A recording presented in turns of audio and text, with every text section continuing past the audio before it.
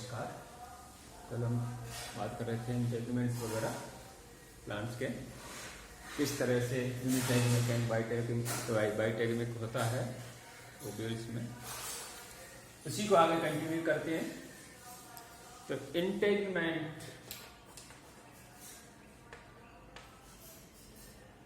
जो होता है वो 3 लेयर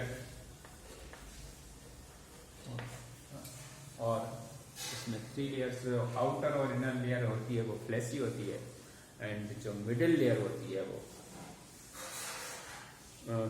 कठोर होती है, अस्टिल होती है या फिर स्टोनी होती है। माइक्रोस्पोर्स इन जिम्नोस्पर्म्स, माइक्रोस्पोर्स से आगे चल करके और मेल गैमेटोफाइट का निर्माण, क्या बनेगा? मेल गैमेटोफाइट बनता है। जब ये माइक्रोस्पोरेंजिया से या माइक्रोस्पोरेंजियम से लिबरेट होता है या विमोचित होता है या मुक्त होता है, तो यहाँ पर इसमें जैसे अपन ने कहा साइकस में 3 सेल्ड अवस्था में, पाइनस में या 4 सेल्ड अवस्था में, और नीटम वगैरह उसमें 5 सेल की जो स्टेज होती है उसमें ये लिबरेट होते हैं। और जो स्पर्म वगैरह होते हैं, मेल गैमीट होती हैं, वो नॉन मोटाइल होते हैं, लेकिन साइकस एंड गिंगो इन दोनों में ये मल्टीफ्लैजिलेटेड, मल्टीसिलिएटेड और मोटाइल होते हैं। मूवमेंट होता है इनकी वजह से लिक्विड मीडियम में, जो कि एडोफाइट से अपनी समानता प्रदर्शित करते हैं। ठीक है, आगे अपन फीमेल गैमेटोफाइट की अगर बात करें तो फीमेल गैमेटोफाइट जो बनता है वो मेगास्पोरेंजियम में, मेगास्पोरेंजियम, और मेगास्पोरेंजियम में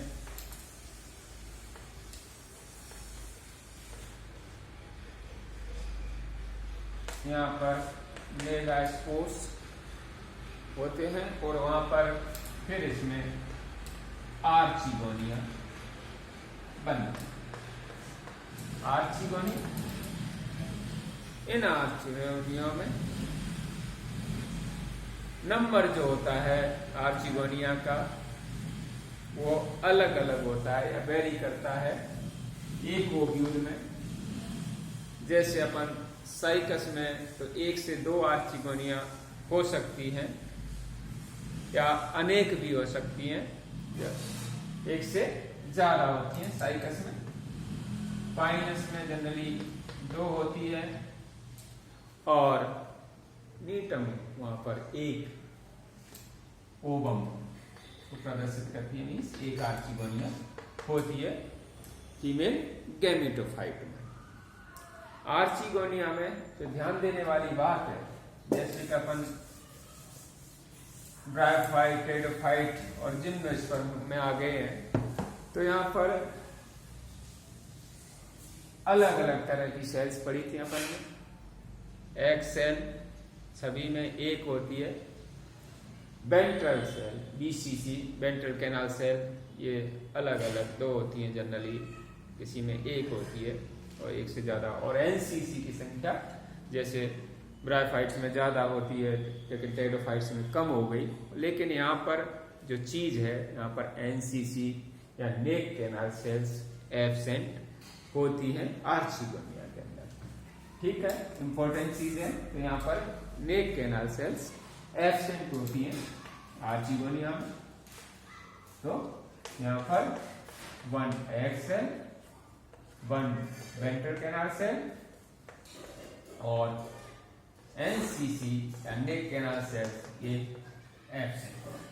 तो ये इंपॉर्टेंट चीज है, ये ध्यान रखने वाली बात है कि यहाँ पर जो जिम्नोस्पर्म्स हैं वहां पर NCC या नेक कैनाल सेल्स नहीं पाई जाती हैं। जब यहाँ पर पॉलिनेशन होगा, जैसा कि हम जानते हैं या पढ़ चुके हैं कि यहाँ पर पॉलिनेशन होता है तो वो विंड, एयर, हवा द्वारा माइक्रोस्पोर्स आर्चिगोनिया तक पहुंचते हैं। किसके? By air. अब यहां पर जैसा अपन जानते हैं कि इस तरह से यहां पर ये पोलन चेंबर पाया जाता है। इनको रिसीव करने के लिए या यहाँ पर पोलन ग्रेन्स एकत्रित हो जाते हैं और ये कहलाता है पोलन चेंबर। जब आप पढ़ोगे तो जैसे साइकस, पाइनस, तो कुछ समय अपन डिटेल में इसको पढ़ेंगे। तो पोलन चेंबर होता है और इस पोलन चेंबर में पोलन्स एक जगह इकट्ठे हो जाते हैं और यहां से इनका जर्मिनेशन होगा। तो जर्मिनेशन होता है तो इससे पोलन ट्यूब का फॉर्मेशन होगा और इस पोलन ट्यूब में के थ्रू जो मेल गैमीट हैं वो आगे बढ़ेंगी। साइकस में ये जनरली पोलन जो ट्यूब होती है, इंपॉर्टेंट चीज है ये हॉस्टेरिया के रूप में काम करती है, यानी एक चूसकांग के रूप में काम करती है। जबकि अगर फाइनस में अगर देखें अपन तो ये इन गैमीट्स को ले जाने के लिए मींस एग सेल तक पहुंचाने का कार्य करती है। ठीक है, तो यहाँ पर फाइनस में तो ये कैरियर का काम करती है, लेकिन यहाँ पर ये हॉस्टोरियम का रूप में काम करती है। नेक्स्ट, जब यहाँ पर मेल और फीमेल गैमीट का फ्यूजन हो जाएगा, fusion means fertilisation means fusion of male and female gamete. और ये दोनों कैसे होते हैं? डिप्लॉयड होते हैं। तो male gamete and female gamete दोनों मिलकर के और डिप्लॉयड द्विगुणित जाइगोट का निर्माण करेंगी, युग्मनज का निर्माण करती। और जाइगोट से आगे तो यहाँ पर क्या कैसी कंडीशन थी? हैप्लॉइड हुई, पुनः इनका फ्यूजन हुआ, एन प्लस एन मिलकर के डिप्लॉयड द्विगुणित अवस्था आ गई, जाइगोट का निर्माण हुआ, युग्मनज का निर्माण हो गया। ठीक, और यही आगे चल करके जाइगोट स्पोरोफाइट का निर्माण करता है। तो यहां से दोबारा द्विगुणित अवस्था चालू हो जाती है। यहाँ के स्पोरेंजिया के अंदर रिडक्शन डिवीजन द्वारा गैमीट्स का निर्माण हुआ, हैप्लॉइड स्टेज आती है। यहाँ पर उनके थ्रू जो गैमीट बनती है फ्यूजन हुआ और पुनः द्विगुणित अवस्था आ जाती है। तो एम्ब्रियो का फॉर्मेशन हुआ, भ्रूण बन गया, यहाँ पर जाइगोट बना। जाइगोट में आगे विभाजन होगा तो उससे एम्ब्रियो का फॉर्मेशन होगा और क्या बनेगा? एम्ब्रियो बनेगा। जैसा कि अपन पढ़ते हैं कि यहाँ पर जब विभाजन होता है तो वो मीरोब्लास्टिक विभाजन होता है, यानी मीरोब्लास्टिक जैसे अपन पढ़ते हैं एनिमल्स के अंदर, तो वहां पर किस तरह का विभाजन होता है। तो जैसे अगर हर विभाजन के द्वारा एक नई सेल बने और सेल वॉल बन जाए, हाँ, या फिर हर इन सेल्स विभाजित रहे और इनमें सेल वॉल का फॉर्मेशन नहीं हो तो वो फ्री न्यूक्लियर डिवीजन। तो यहाँ पर इस तरह की कंडीशंस, तो युग्मनज होता है उसका सिर्फ बेसल एरिया में सेल्स में डिवीजन होगा या बेसल एरिया, और एक तरह का जब विभाजन होगा वो मीरोब्लास्ट अंशबंदी मीन्स कुछ ही पार्ट इसका आगे एम्ब्रियो के डेवलपमेंट में भाग लेता है, पूरा नहीं लेता है। मीन्स जो बेसल पार्ट है वही भाग लेगा एम्ब्रियो का डेवलपमेंट। तो इस तरह का जो होता है वो कहलाता है मीरोब्लास्टिक डेवलपमेंट। ठीक है, विकास। जैसा कि अपन जानते हैं कि जिम्नोस्पर्म्स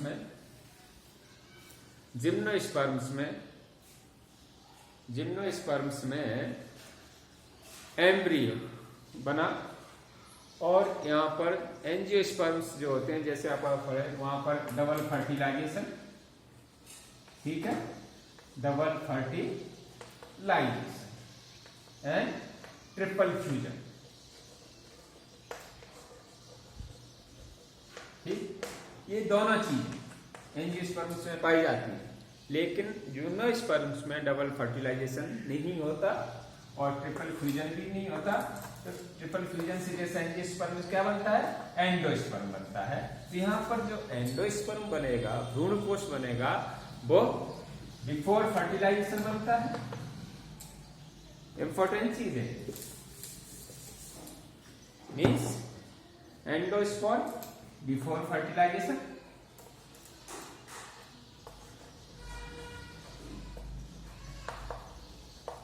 और इसकी जो सेल्स होती है एंडोस्पर्म की, वो हैप्लॉइड होती है, ठीक है, एंडोस्पर्म, ठीक। तो ये फर्टिलाइजेशन से पहले बनेगा और यहाँ पर जो सेल्स होती हैं वो हैप्लॉइड होती हैं और यहाँ पर डबल फर्टिलाइजेशन नहीं होता है। इस तरह की चीज नहीं होती, यहाँ पर फ्री न्यूक्लियर डिवीजन पाया जाता है।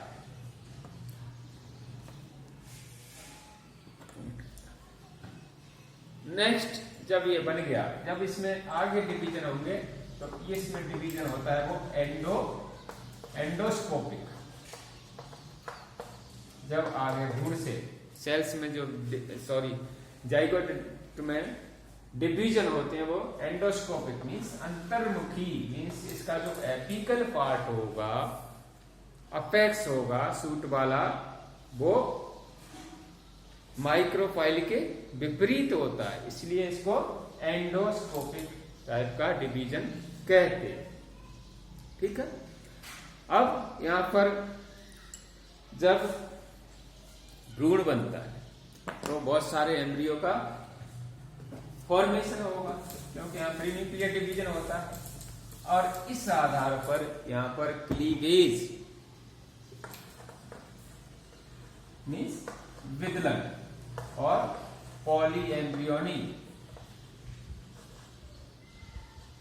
पाई जाती है, जो कि जिम्नोस्पर्म्स का एक सामान्य उदाहरण है। यहाँ पर पॉली एम्ब्रियोनी पाई जाती है, ठीक है। तो एक से ज्यादा एम्ब्रियो यहाँ पर बनते हैं, लेकिन कुछ प्लांट्स में बाकी नष्ट हो जाते हैं, सिर्फ एक ही एक्टिव रहता है। लेकिन यहाँ पर पॉली एम्ब्रियोनी, बहुभ्रूणता इनका एक सामान्य लक्षण है जिम्नोस्पर्म का। कॉटिलिडन्स यहाँ पर एक और दो भी हो सकते हैं, और काइनस में दो से ज्यादा भी हो सकते हैं। तो कॉटिलिडन्स के नंबर भी यहाँ अलग होती है, ज्यादा होती है। क्लीवेज पॉली एम्ब्रियोनी यहाँ पर प्रेजेंट होती है। यहाँ पर नो ओवरी, तो ओवरी यहाँ पर नहीं पाई जाती है प्लांट्स में, और इसी के कारण से यहाँ पर फ्रूट्स का फॉर्मेशन नहीं होता, नो फ्रूट्स फॉर्मेशन भी नहीं होता। इसीलिए ये plants seed plants without fruits कहलाते हैं, या फेनेरोगैम्स विदाउट ओवरी भी कहलाते हैं। अंडा से रहे तो बीज पुष्पीय पादप कहते हैं। तो यहाँ पर ये दोनों चीजें नहीं होती। ओव्यूल होता है वो नेक्ड होता है, जैसा कि अपन पहले पढ़ चुके हैं, बताया था आपको कि यहाँ पर किसी तरह की ओवरी का निर्माण नहीं होता है, और इंटेगुमेंट होता है वही सीड कोट का फॉर्मेशन करता है इन प्लांट्स में। तो कॉटिलिडन्स नंबर भी यहाँ पर अधिक होती है, ठीक है। अब इन प्लांट्स में जैसा कि अपन सीड्स की जो विशेषता है कि सीड बना और उसके बाद क्या आता है, इनमें रेस्टिंग अवस्था होती है, सुप्त अवस्था में जाते हैं सीड्स। तो यहाँ पर भी रेस्टिंग स्टेज पाई जाती है, लेकिन साइकस वगैरह, साइकस है, गिंको है, बिंगो, इनमें रेस्टिंग स्टेज नहीं होती है, जैसा कि फर्न्स में भी नहीं होती है, ठीक है। तो वहां पर इसीलिए बगैर रेस्टिंग स्टेज के उनमें सीड्स का फॉर्मेशन भी नहीं हुआ था। तो यहाँ पर भी रेस्टिंग स्टेज एब्सेंट पाई जाती है इन प्लांट्स में। तो और नहीं, इन दो प्लांट्स हैं, साइकस और गिंगो, इनमें रेस्टिंग स्टेज नहीं होती। बाकी प्लांट्स में यहाँ पर सीड फॉर्मेशन हुआ और उसके बाद वह डोरमेंट स्टेज में जाता है और उसके बाद फिर स्पोरोफाइट बनता है। तो स्पोरोफाइट और गैमीटोफाइट ये दोनों जो स्टेज है लाइफ साइकिल की, अल्टरनेशन ऑफ जेनरेशन इसमें पाया जाता है, लेकिन मुख्य जो पादप है वो स्पोरोफाइट ही है और इसी पर गैमीटोफाइट डिपेंड रहता है पूर्ण रूप से। ठीक है, दोनों स्टेज यहाँ पर अलग अलग नहीं होती। तो ये जो अपने 2-3 जो अपनी पिछली क्लास थी उनमें अपन ने डिस्कस किया जिम्नोस्पर्म्स के जनरल कैरेक्टर। नेक्स्ट अपन आगे डिस्कस करेंगे मेंबर्स और आगे नेक्स्ट क्लास में आगे इसको डिस्कस करेंगे, आगे का अपना सिलेबस। Thank you.